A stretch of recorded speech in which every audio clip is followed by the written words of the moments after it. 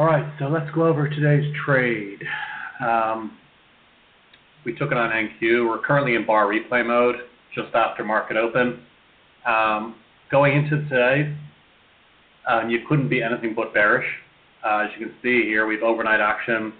Came up, took this liquidity, sold off through Asia, and it was pretty relentless. We saw a little bit of buy pressure through London, but that was just really just a bounce off yesterday's prior day's low. And really, I was just looking for an opportunity to get short if we did see any retrace, and we got it here. A big reason as well I was bearish is, and this is something you have to keep account of. Here we have the NQ chart, and let me go back to market open. So yeah, so essentially here, if we look over here, we actually have on the daily, there's a volume imbalance here. These often get filled, especially if we're in a ranging market like this. If we want to go higher, typically this needs to get mitigated before we make a leg up.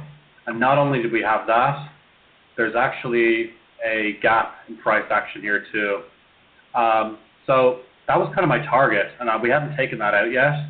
So with all that in mind, this is the trade I took. As soon as this 15-minute candle inverted through here, this was my entry. One thing I could have been better with, well, two things.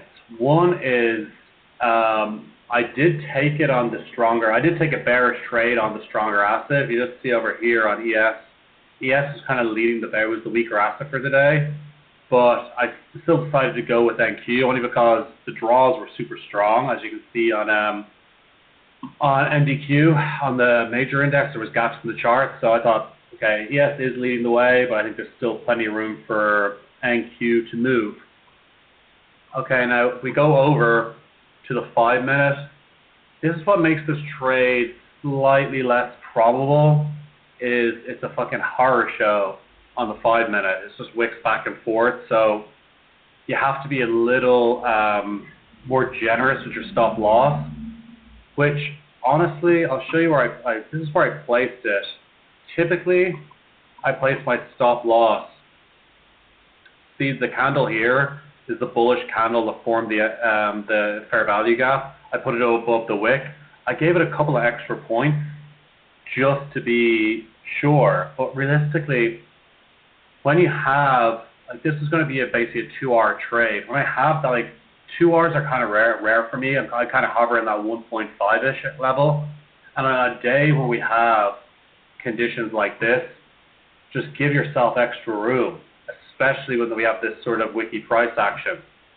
So we'll show you how it played out. It ended up being a loss, and it was unlucky, but like I wouldn't have actually hit TP, so we can discuss that in a little.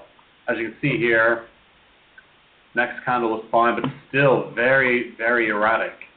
Like, this is tough price action. And you see right here, this is crazy. It literally came, I don't know, like even a point tagged me out, and let's see how price progressed from there. So directionally, I was correct. Now, what you're going to see here is I was a little too greedy. As much as those gaps on NQ were there, my model is just go for the most probable first target. What was the most probable first target? It was London lows. I did not place my stop at London lows. So let's see how it played out. Again, we tag London lows, and what happens? Immediate reaction, followed by reversal. There you go. So this actually would have been, I know we got tagged out here, but it would have been a loss anyway. I don't adjust. I don't bring my stop to break even. I let my trade play out, so it would have been a loss either way. But like, the lessons to learn are, big time. Just give your, if it's a choppy day like we saw going into market open, it played its hand. It showed, okay, it's going to be extra chop. Give your stop more breathing room, more than it needs, especially when you've got a target that can just, like, especially when your TP1 gives you the breathing room to do it. I still would have had a +1 hour trade, and that's my criteria for taking a trade. So Ideally, it would have been, this would have been my TP. Should have put my stops here above these wicks, which would have been far safer. There, I would have got a 1.2R, and it would have been a winning day. So I did a lot right. You know, I read the market well. Like, you couldn't be taking bullish trades in a day like today. Even if I saw this retrace here, that just would not have been enough for me to switch my bias long, not given the overnight action. I would have needed to see a lot more structure form before I flipped long this early on. So yeah, there's lessons learned. Again, my one trade policy, I took my one trade, I learned from it, and yeah, we move on to the next one tomorrow.